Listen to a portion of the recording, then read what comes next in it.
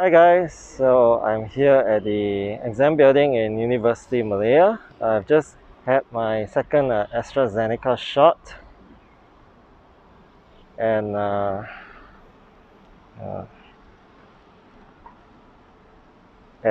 just finished the whole process. I've gotten my digital certificate, so I'm out here just to show you the scene. Let me flick the other camera. Right, so it's actually a really nice place. As you can see, lots of greenery. That's the parking area for the staff.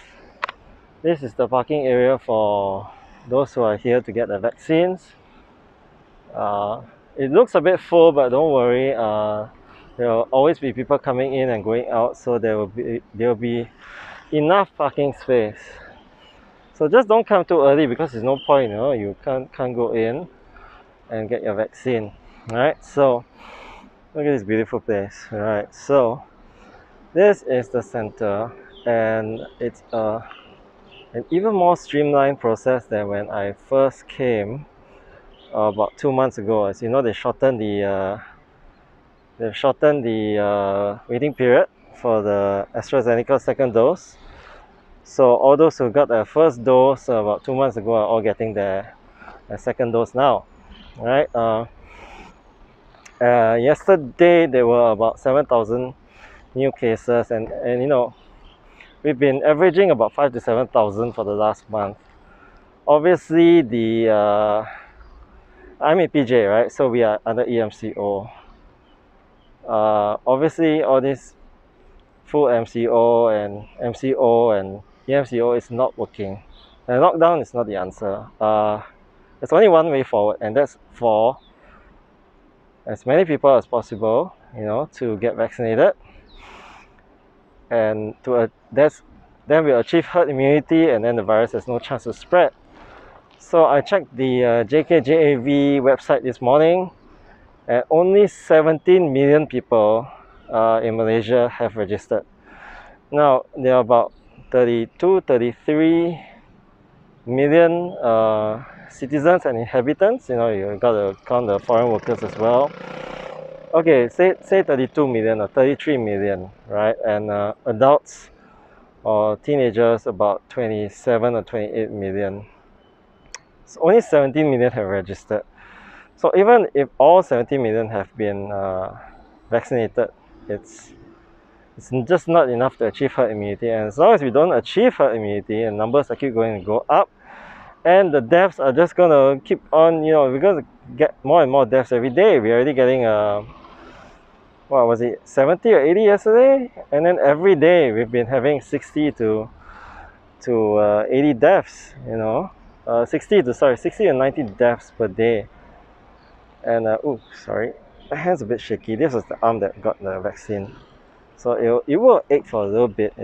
I didn't have any severe reactions to the vaccine, but if you hold up your arm for long periods, it'll ache a bit. So and all this EMCO, KL and Selangor have been under MCO since early May. That's 2 months. 2 months.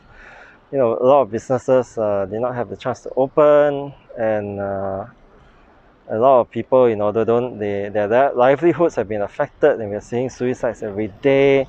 We have the white flag campaign. People are literally starving. They don't have food to eat. I mean, this situation is simply not sustainable. It's just not sustainable, and we can't go on, having lockdown after lockdown like that. It's just killing the economy. So the only way forward is to vaccinate like crazy. I mean, you look at UK and US, and they've been aggressively vaccinating since earlier the year.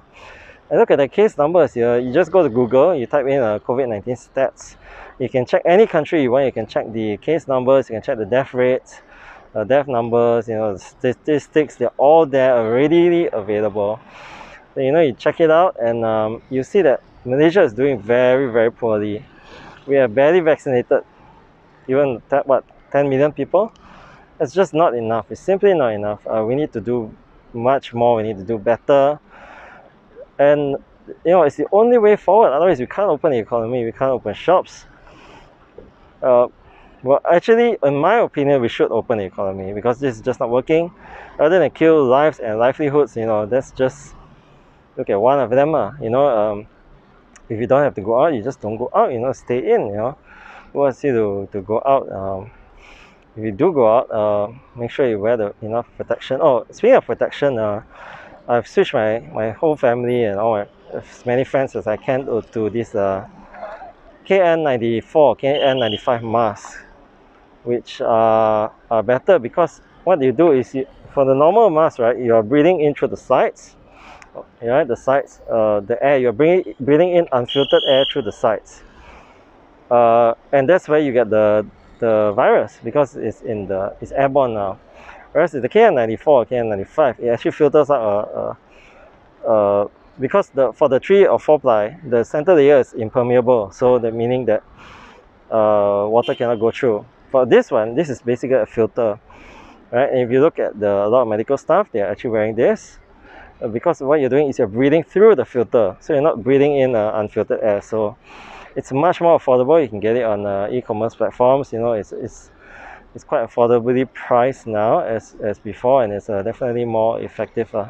Hey Ryan, hey Kenny, hey guys. So I just gotten my second shot of the AstraZeneca vaccine, and it's nothing. I tell you, it's nothing. You know, my grandma, she's 95 years old. She got 2 shots of Pfizer. She's fine. Now my dad is over 70. He got 2 shots of Sinovac, and he's fine.